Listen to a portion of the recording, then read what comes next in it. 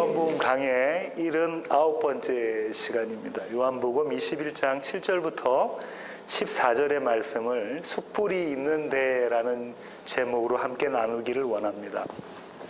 지난 시간에 이어서 오늘은 2편인데요. 오늘의 본문 구조를 보면 20장까지가 결론이잖아요. 20장이 결론이고 21장은 지난번에 말씀드린 것처럼 부록입니다. 교회의 사명에 대한 부록이죠. 수제자인 베드로에게 주시는 사명이 곧 교회의 사명인데 21장 1절부터 시작해서 21장 14절까지가 하나의 폴더로 되어 있는 거예요. 그러니까 이렇게 폴더가 있으면 이 안에 무슨 내용들이 들어가 있겠죠. 왜 이렇게 보냐면 21장 1절에 뭐라고 되어 있냐면 또 제자들에게 다시 나타나시사 부활하신 예수께서 제자들에게 나타나심에 대한 얘기가 있고 14절에도 그렇게 되어 있죠. 예수님께서 부활하신 몸으로 제자들에게 나타나셨는데 이것이 세 번째다라는 이야기를 하고 있고 그 안에 내용들이 있습니다.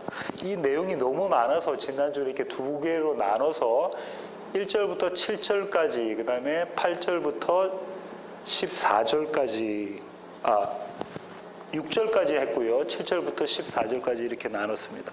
지난주 설교 제목 기억이 나시나요?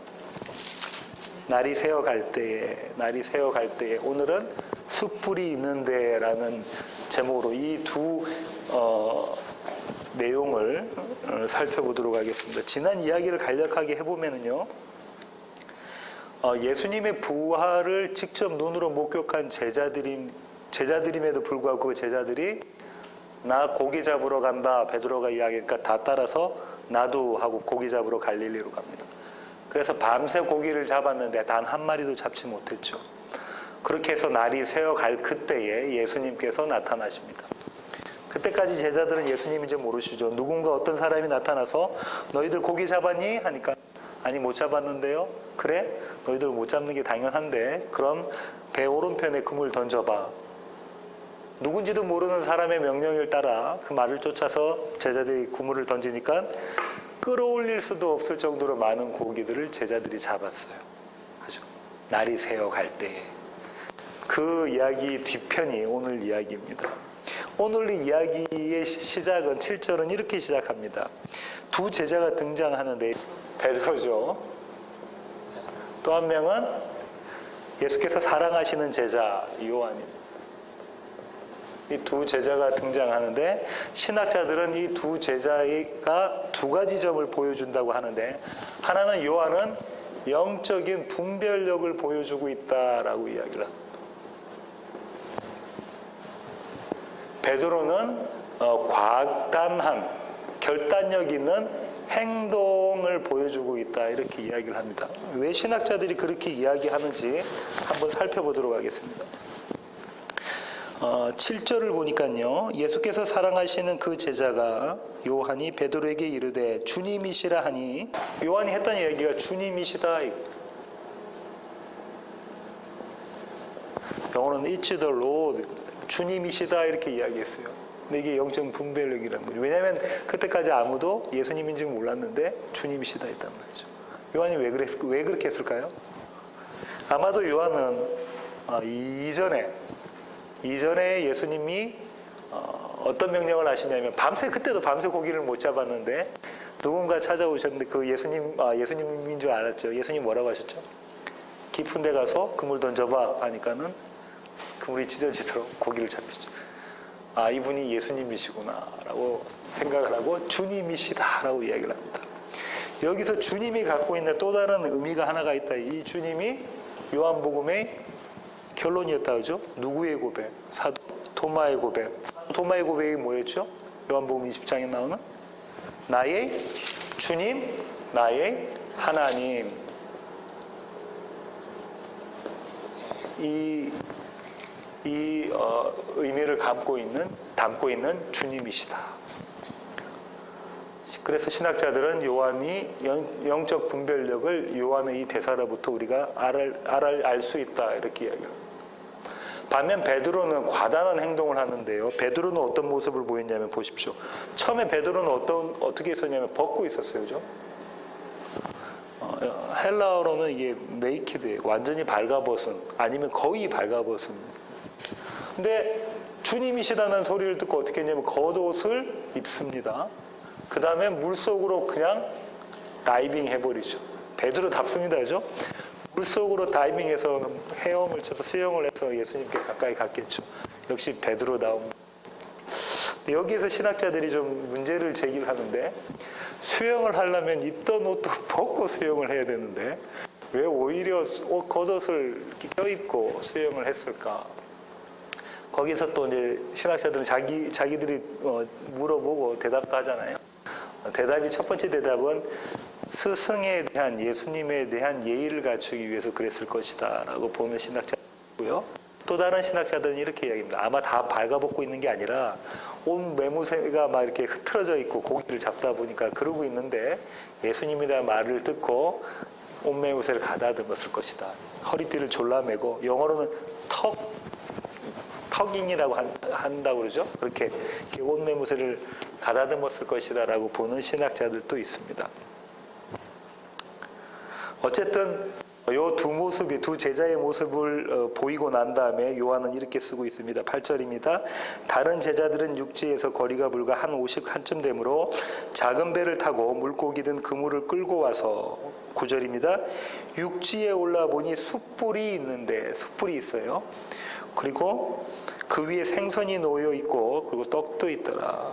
10절에 예수님께서 말씀하시죠. 예수께서 이르시되 지금 잡은 생선을 좀 가져오라 하시니, 이때도 마찬가지로 제자들 중에 베드로가 뛰어나갑니다. 뛰어나가서 그물을 육지에 끌어올리니 가득히 찬 큰 물고기가 153마리가 있더라. 그런데 그물이 찢어지지 않더라. 물고기가 몇 마리 있다고요? 153마리. 153 생각하면 생각나는 게 뭐죠?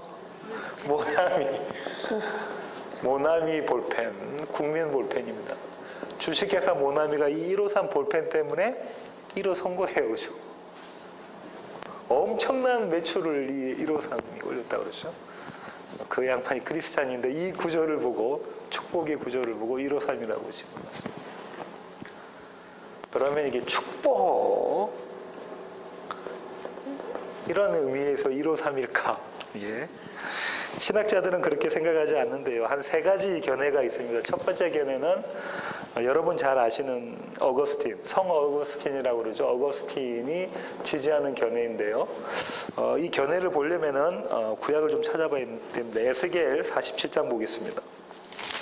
에스겔 47장 6절부터 10절까지.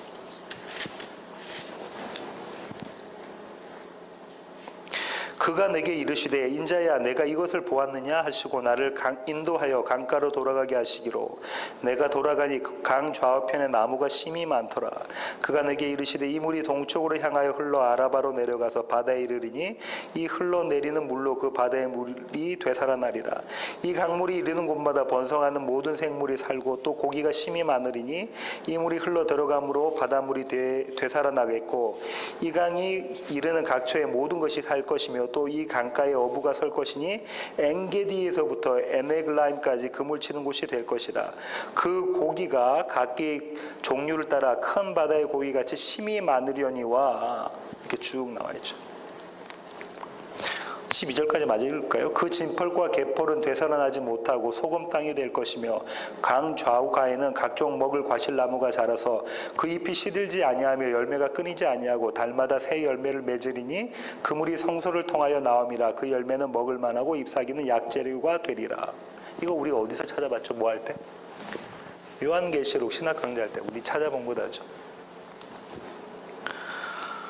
물이 흐르는 그 생수,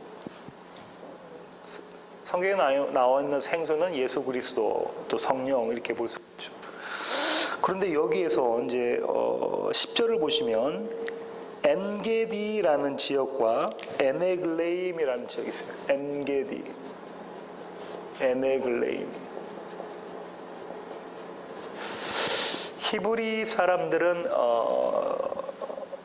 아라비아 숫자가 그때 없을 테니까 히브리 사람들은 히브리 문자에 고유한 번호를 가지고 있습니다. 그래서 그 문자로 숫자를 대신해서 사용하기도 했는데요. 그래서 666을 가지고 네로다 뭐 이렇게 생각하기도 한다고 그러죠. 이건 헬라어에 많은 그런 된 거죠. 여기서 게디라는 단어가 17이라는 숫자와 연관이 되고요.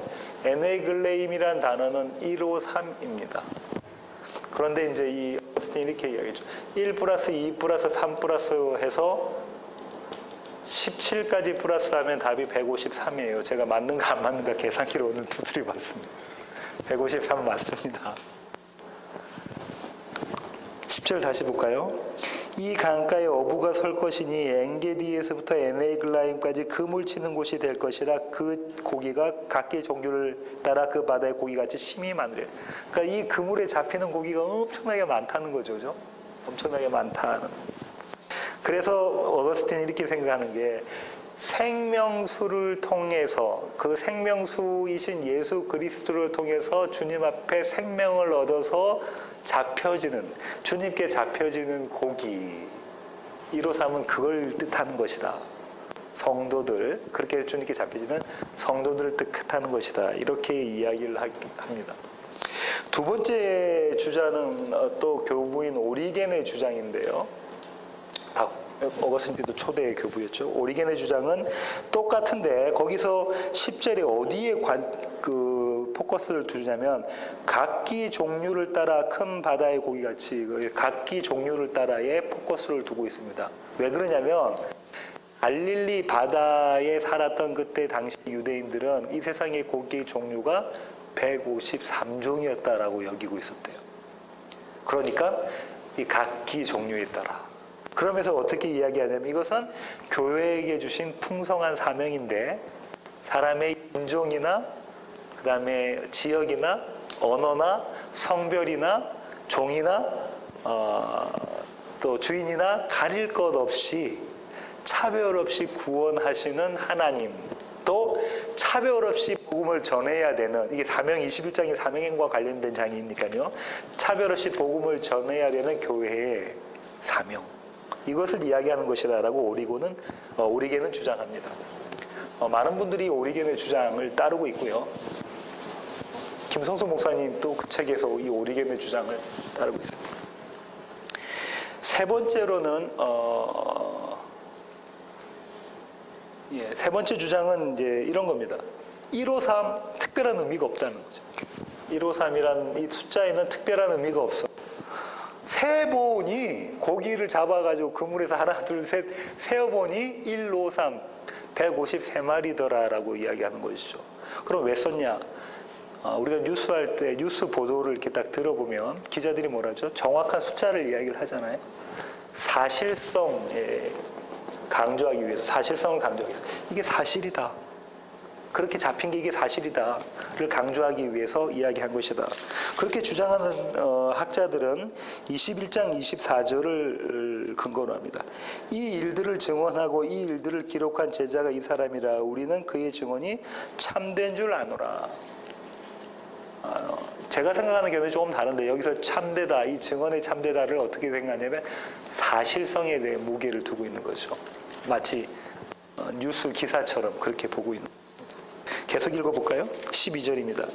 예수께서 이르시되 와서 조반을 먹으라 하시니 와서 제자들이 주님께서 야 이제 아침 먹자 이러죠. 아침 먹자. 당시에는 지금처럼 새끼를 먹는 게 아니라 두 끼만 먹었을 테니까 첫 번째 먹는 것이었죠. 그렇게 말씀하시니까 제자들이 주님이신 줄 아는 거로 당신이 누구냐 감히 묻는 자가 없더라. 여기서 또 한 가지 우리는 생각할 것이 그 앞에 예수님이 계시고 그다음 제자들이 있는데 예수님이 부활하신 몸을 보고 있는데 주님인 줄 아니까 누구라고 감히 누구냐고 묻는 자가 없더라. 다시 말하면 부활하신 주님의 육체적인 모습은 지금 우리의 모습과는 다르다는 거예요. 그죠? 그러니까 이런 얘기를 할 수가 있는 거죠. 13절 예수께서 가셔서 떡을 가져다가 그들에게 주시고 생선도 그와 같이 하시니라. 떡 나눠주시고 생선 나눠주시고 그러십니다. 마치 주의 만찬, 초의 만찬할 때 주님께서 떡 떼어주시고 하셨던 포도주 주시고 하셨던 그림도 거기서 볼 수가 있죠. 14절 이것은 예수께서 죽은 자 가운데서 살아나신 후에 세 번째로 제자들에게 나타나신 것이라. 성경에서 이야기하는 3이라는 숫자가 삼일체 하나님에 대한 숫자이면서 동시에 3 이렇게 하면 뭐 어떤 거죠? 내가 할 건 다 해본 겁니다. 그죠? 바울이 그러죠. 자기의 육체의 가시 때문에 기도를 3번 했다. 3번 했다는 얘기는 내가 할 만큼 했다는 거예요. 그러면 여기서 3번 나타났다는 얘기는 예수님의 부활이 확증된 거죠. 확증된 거. 제자들에게 확증된 것이다. 이렇게 보시면 되겠습니다. 여기까지가 전체적인 이야기이고요. 오늘은 그 중에서 한 장면의 포커스, 특별히 한 단어의 포커스를 주고 싶은데 그게 9절에 있는 숯불입니다. 숯불이 이렇게 있습니다. 이 숯불이라고 사용된 단어는 요한복음에 딱 2번 사용됐어요. 딱 2번 사용됐는데 어디서 사용됐냐면 요한복음 18장에서 사용됐습니다. 18장 18절을 볼까요? 그때가 추운 고로 종과 아랫 사람들이 불을 피우고, 여기 숯불입니다. 불을 피우고 서서 쬐니 베드로도 함께 서서 쬐더라. 숯불이 있어요. 여기 베드로도 있고 다른 사람들도 있고 여러 사람들이 이렇게 서 있습니다. 추우니까 손에 불을 쬐고 있어요. 날씨가 추운 거로, 그죠? 이 모습, 이 그림이 이제 베드로의 입장에서 한번 생각해 볼게요. 베드로의 입장에서 숯불을 보고 또 요한이 왜 똑같은 단어를 18장 18절에 썼고 여기 이 지금 갈릴리 바닷가에서 썼는가 한번 생각해 보시는 거예요. 숯불을 쬐고 있는데 이 숯불을 보고 베드로가 어떤 생각이 들었겠냐면 아마도 자신의 배신을 생각했겠죠. 자신의 배신을 생각했겠죠. 자신의 배신을 기억나게 만드는 물건이면서 장소가 됩니다. 영화에 보면 이런 기법이 있어요. 오버랩이라는 기법이 있죠. 그죠? 오버랩. 두 가지 화면을 이렇게 겹치는 오버랩 기법을 사용하고 있습니다. 보통은 오버랩 기법을 어떻게 사용하냐면 같은 장소에 다른 시간대의 이야기를 이야기하는 거죠. 같은 장소에 있었다가 이게 갑자기 흑백으로 바뀌면서 예전에 있었던 일, 추억의 일이 이렇게 생각나게 만든다든가 아니면 미래의 일이 생각나게 하는 같은 장소의 다른 사건, 다른 시간대의 이야기를 다루는 기술인데요. 그 기술을 지금 요한이 여기서 쓰고 있습니다. 이 배신 이렇게 생각하면 요한은 이 숯불을 보고 나는 시인할 수 없는 자다. 나는 부인만 할 수 있는 자다. 부인만 할 수 있는. 이런 생각이 들겠죠. 왜 그럴까요? 한번 찾아보겠습니다. 18장 25절부터 한번 볼까요?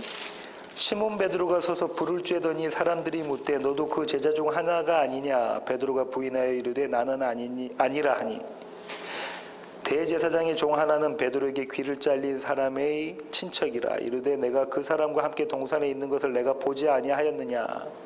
이에 베드로가 또 부인하니 곧 닭이 울더라. 3번째 부인하니 곧 닭이 울어요. 3번 부인합니다. 3번. 이 3번이라는 건 좀 전에 얘기했죠. 뭐라고요? 할 수 있는 대로 다 한 거예요. 그죠? 그러면 베드로는 뭐 할 수 없는 자다? 예수를 시인할 수 없는 자고 예수를 부인할 수밖에 없는 자다라는 것을 여기 담고 있어요. 3번 부인. 그러자 곧 닭이 옵니다. 새벽이 와요. 어둠이 가고 새벽이 와요.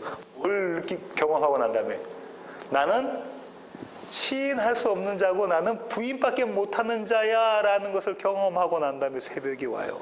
마치 뭐하고 난 다음에 밤새도록 고기를 잡으려고 애썼지만 못 잡고 새벽이 와서 주님이 오셔서 배 오른편에 금을 던져봐. 너 한 마리도 못 잡았지 고기? 배 오른편에 금을 던져봐.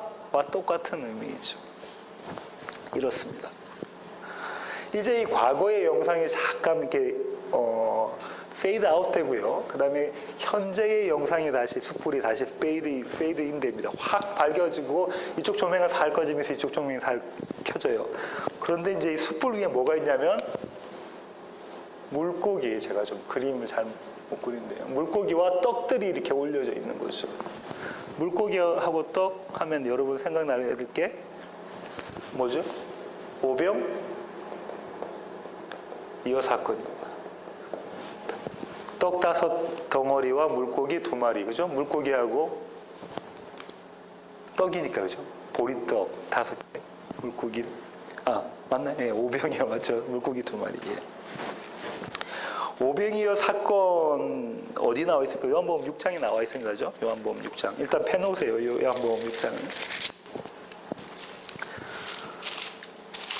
베드로가 생각되어지는 게 첫 번째는 베드로의 기억 속에 대제사장의 마당에 있는 뜰에 있는 숯불, 거기서 숯불 쬐던 장면, 그러다가 내가 주님 모른다고 부인하고 또 한 번 더 부인하자마자 닭이 울어서 아침을 맞는 장면, 주님께서 말씀하신 네가 닭 울기 전에 나를 3번 부인할 것이다, 이 그림이 그려졌다가 그 숯불 위에 있는 물고기와 떡을 보면서 오병이의 사건이 또 떠올랐겠죠. 오병이의 사건의 결론이 뭘까요? 아까 153하고 똑같은 축복인가요? 너희들 이제 밥 안 굶게 해줄게. 너희들 밥 안 굶게 해줄게. 이거에 대한 약속인가요? 요새는 밥 굶고 사는 사람들이 없으니까 잘 먹고 잘 살고 건강하게 해줄게. 여기에 대한 약속인가요? 김영수 목사님하고 저 같은 경우는 폼 나는 목회 한번 하게 해줄게. 뭐 이런 건가요? 그런 축복의 약속인가? 예, 결코 아닙니다. 주님께서 뭐라고 말씀하셨는지 한번 살펴보겠습니다. 6장 22절부터 한번 쭉 볼까요? 이튿날 바다 건너편에 서 있던 무리가 배 한 척 외에 다른 배가 거기 없는 것과 또 어제 예수께서 제자들과 함께 그 배에 오르지 아니하시고 제자들만 가는 것을 보았더니, 그러나 디베레아에서, 갈릴리입니다, 배들이 주께서 축사하신 후 여럿이 떡 먹던 그곳에 가까이 왔더라. 무리가 거기에 예수도 안 계시고 제자들도 없음을 보고 곧 배들을 타고 예수를 찾으러 가버나움으로 가서 바다 건너편에서 만나 랍비 언제 여기 오셨나이까 하니, 화를 내는 겁니다. 그죠? 네, 지금 예수님 찾으러 얼마나 쫓아다니고 있는데 지금 예수님 여기 계시는 거예요. 그러자 예수님께서 말씀하시죠. 내가 진실로 진실로 너희에게 이르노니 너희가 나를 찾는 것은 표적을 본 까닭이 아니요 떡을 먹고 배부른 까닭이로다. 너희가 찾는 거는 기복이구나. 기복이구나. 건강한 것, 돈 많이 버는 것, 높은 자리에 올라가는 것, 좋은 차 좋은 집 가지는 것, 폼 나는 목회 한번 해보는 것, 이런 거구나. 그러시면서 주님 말씀하시죠. 썩을 양식을 위하여 일하지 말고 영생하도록 있는 양식을 위하여 하라. 이 양식은 인자가 너에게 주리니 인자는 아버지 하나님께서 인치신 자니라. 그들이 묻되 우리가 어떻게 해야 하나님의 일을 하오리까? 예수께서 대답하여 이르시되 하나님께서 보내신 일을 믿는 것이 하나님의 일이니라 하시니라. 하나님의 일은 예수 그리스도를 믿는 것이다. 이 축복 기복 지향으로 이 축복 쫓아가는 것이 아니라 하나님의 일은 예수를 믿는 것이다 라고 주님께서 말씀을 하시죠. 자, 이제 베드로는 그 그림이 그려지고요. 그 다음에 오늘 본문으로 다시 돌아가셔서요, 12절 보십시오. 야, 아침 먹자. 와서 조밥 먹으라. 다정하게 부르십니다. 주님께서 얘들아 아침 먹자. 그러고 난 다음에 일일이 떡을 가져다가 떡을 떼서 그들에게 한 명 한 명 떡과 고기를 나눠주시는 그림이 그려져 있습니다. 이때도 최후의 만찬에도 이런 모습을 보여주셨죠. 오병이어의 사건과 최후의 만찬의 결론은 뭔가요? 두 개 다 뭐 하는 거예요? 먹는 거죠. 뭐 하는 거예요? 먹어라, 마셔라입니다. 뭘? 6장에서 뭐라고 했죠? 뭘 먹어라, 마셔라 합니까? 뭘 먹어라, 마시는 거예요? 최후의 만찬에서도 뭘 먹어라, 마시는 거예요? 예수님을 먹고 마시는 것이죠. 다시 6장으로 가볼까요? 6장 32절.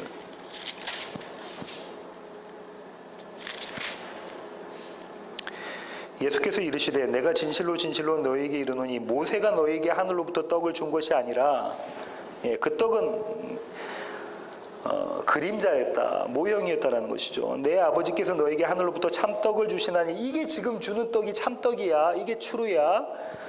이게 생명이야. 하나님의 떡은 하늘에서 내려 세상에 생명을 주는 것이니라 라고 말씀하시고 쭉 뒤에 넘기시면 자기 자신을 먹고 마셔라 하죠. 그죠? 54절 내 살을 먹고 내 피를 마시는 자는 영생을 가졌고 마지막 날에 내가 그를 다시 살리리니 내 살은 참된 양식이요 내 피는 참된 음료로다.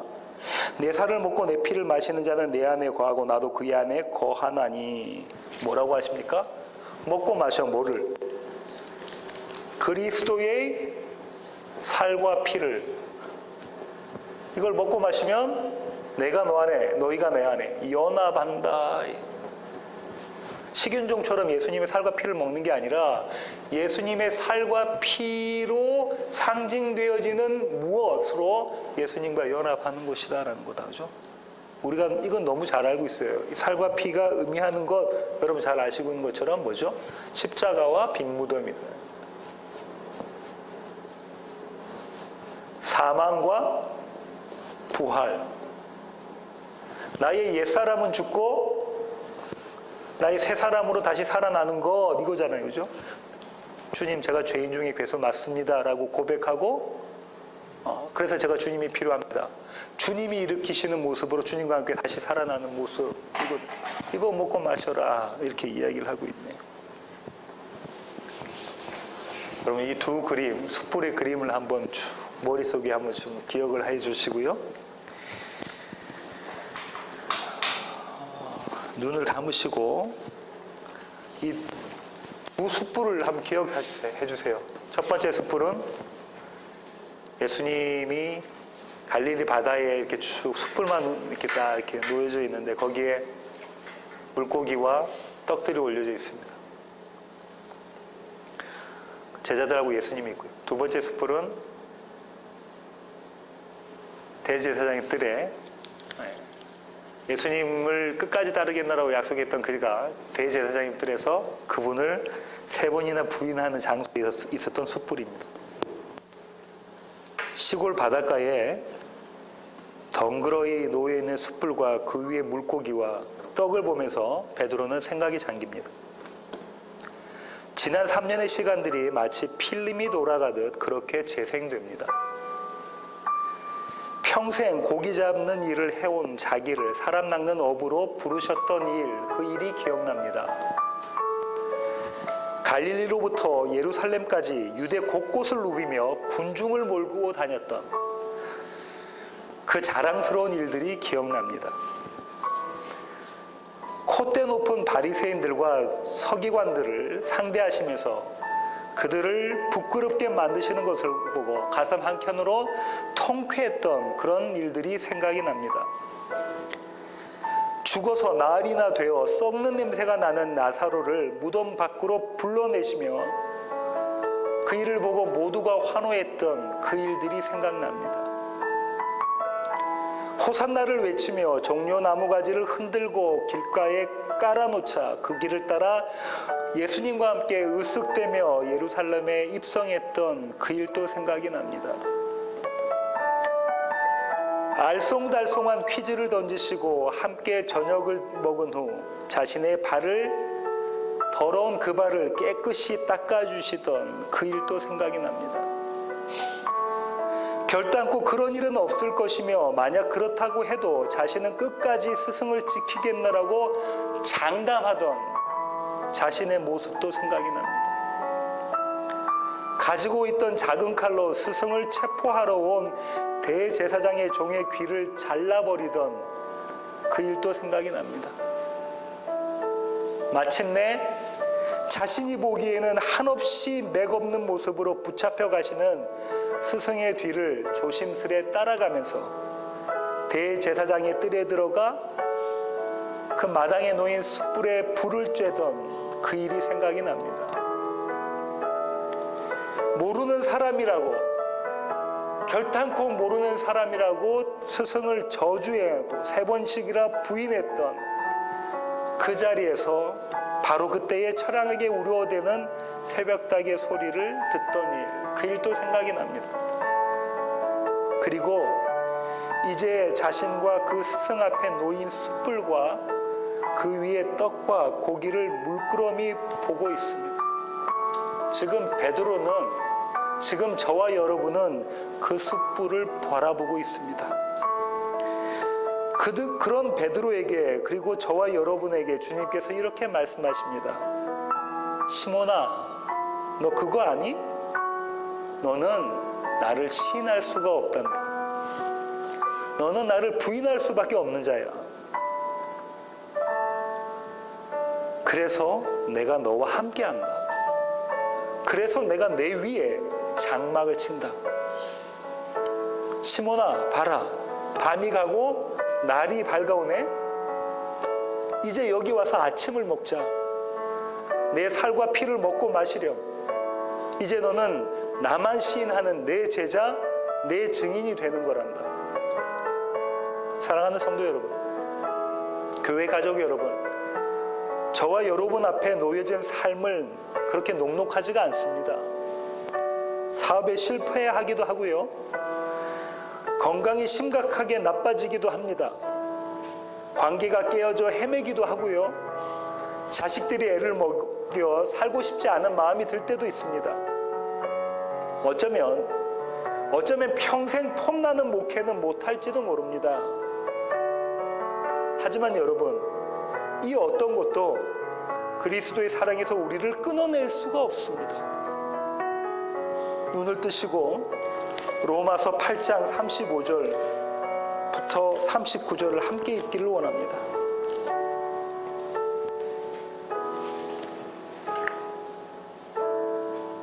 로마서 8장 35절부터 39절입니다. 함께 읽겠습니다.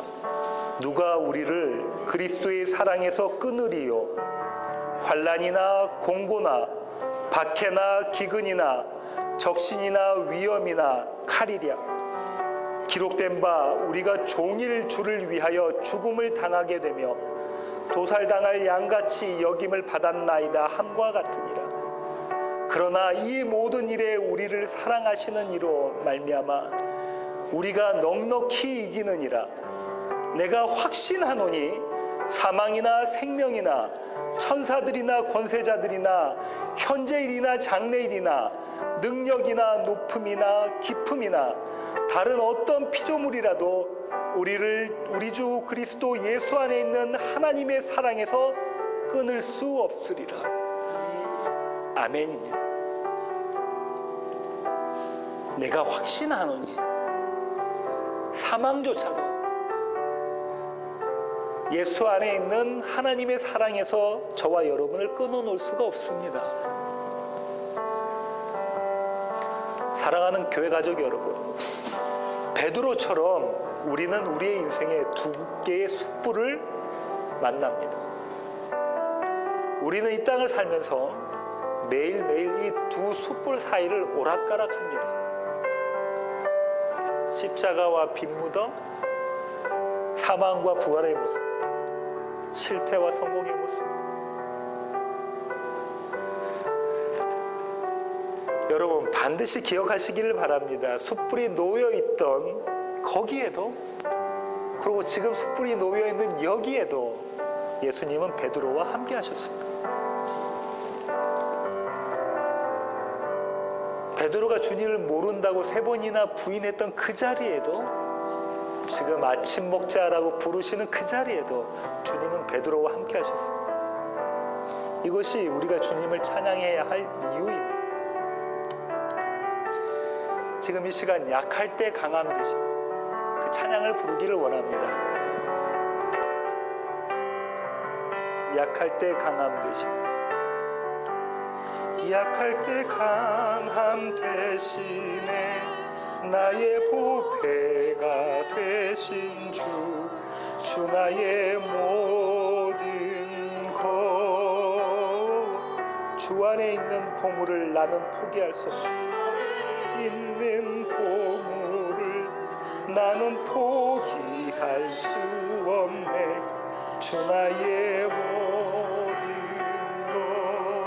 예수 어린 양 존귀한 이름. 예수 어린 양 존귀한 이름. 예수 어린 양. 예수 어린 양 존귀한 이름. 십자가 죄 사하셨. 십자가 죄 사하셨네. 주님의 이름 찬양해. 주 나의 모든 것. 쓰러진 나를 세우고 쓰러진 나를 세우고 나의 빈 잔을 채우네. 주 나의 모든 것. 예수 어린 양. 예수 어린 양 존귀한 이름. 예수 어린 양 존귀한 주님, 제가 약한 자가 맞습니다. 주님, 제가 가난한 자가 맞습니다. 주님, 제가 애통하는 자가 맞습니다. 주님, 제가 죄인 중에 괴수가 맞습니다. 하나님, 나에게 능력이 없습니다. 하나님, 나에게 아무런 주권도 없음을 주님 고백합니다. 나는 나땡입니다, 먼지입니다, 티끌입니다라고 고백하게 하시니 주님 감사합니다. 하나님, 그때가 우리의 삶 가운데 새벽이 되고 그때가 하나님 우리 삶 가운데 주님의 강함이 드러나시는 때임을 주님 저희들이 알기에 하나님 저희들을 약하게 만들어 주시고 주님 저희들이 주님만을 고백하는 그 자리로 나아갈 수 있도록 저희들을 붙잡아 주시옵소서. 이제는 우리 주 예수 그리스도의 놀라우신 구원의 능력과 하늘아버지의 그 크신 사랑과 우리 안에 내주하셔서 우리 안에 있는 두 숯불을 바라보게 하시며 그로 인해서 나의 약함과 주님의 강함을 고백하게 하시는 성령님의 충만하심이 이제 주님 앞에 머리에 숙인 세워지는 교회 모든 지체들과 또 출타한 지체들 머리 위에 이제로부터 영원토록 함께 하시기를 예수 그리스도의 그 귀하신 이름으로 간절히 축원하옵나이다.